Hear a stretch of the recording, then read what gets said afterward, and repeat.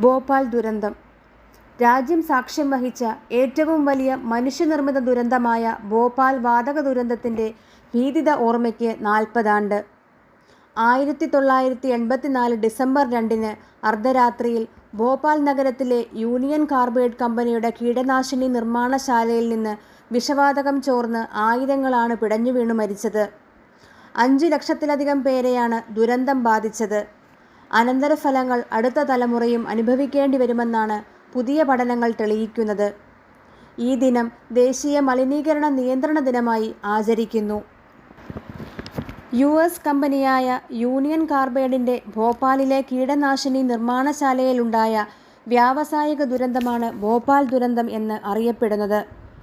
പ്രവർത്തനം ആരംഭിച്ച് 8ാമത്തെ വർഷമായിരുന്നു ഇത്.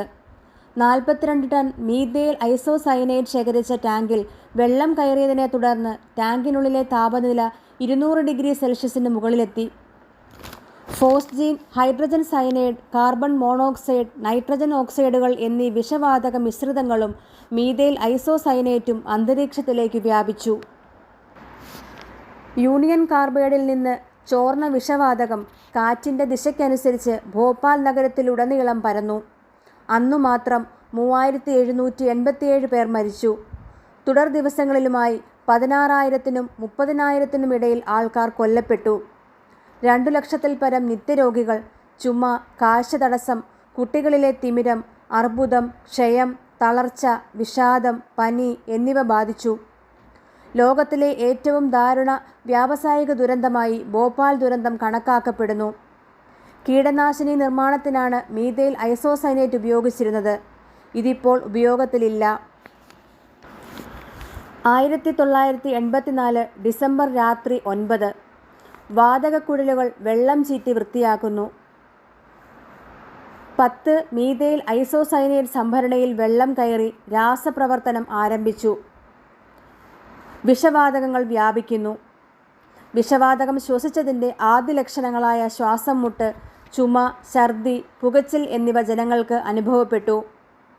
കമ്പനി ചോർച്ച വാർത്ത നിഷേധിച്ചു. കാഴ്ചമങ്ങൽ, ശ്വാസതടസ്സം, വായിൽ നിന്ന് നുരയും പതയും, ഛർദി തുടങ്ങിയവയുമായി ആളുകൾ ആശുപത്രിയിൽ എത്തിച്ചേരാൻ തുടങ്ങി. അപായ സൈറൻ 2:10 ആയപ്പോഴേക്കും മുഴങ്ങി. 4 മണിയോടെ വാതക ചോർച്ച നിയന്ത്രണ വിധേയമായി.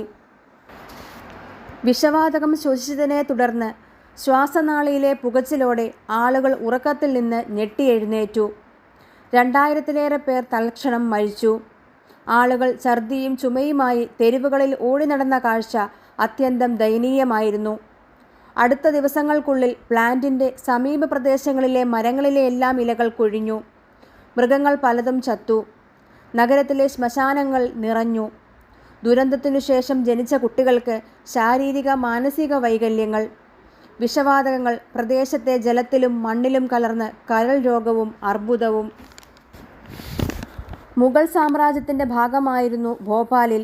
1950-കളിൽ 60,000-ഓളം മാത്രമായിരുന്നു ജനസംഖ്യ. മധ്യപ്രദേശ് തലസ്ഥാനമായതോടെ കൂടുതൽ പേർ ഇവിടെ സ്ഥിരതാമസമാക്കി തുടങ്ങി.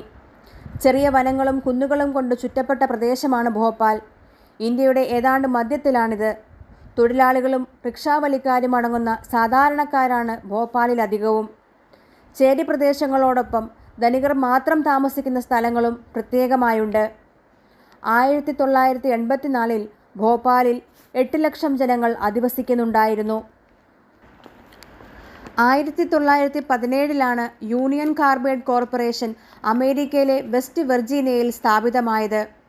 തൊഴിലാളി സുരക്ഷയിൽ ഏറെ വീഴ്ച വരുത്തിയിട്ടുള്ള സ്ഥാപനമാണത്.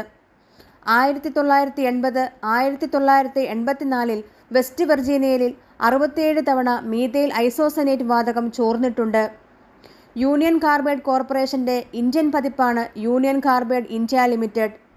50.9% ഓഹരി മാതൃക കമ്പനിയായ യൂണിയൻ കാർബൈഡ് കോർപ്പറേഷൻ്റെ കയ്യിലും ബാക്കി സ്വകാര്യ വ്യക്തികളുടെയോ പൊതുമേഖലാ സ്ഥാപനങ്ങളുടെയും ഉടമസ്ഥയിലുമാണ്.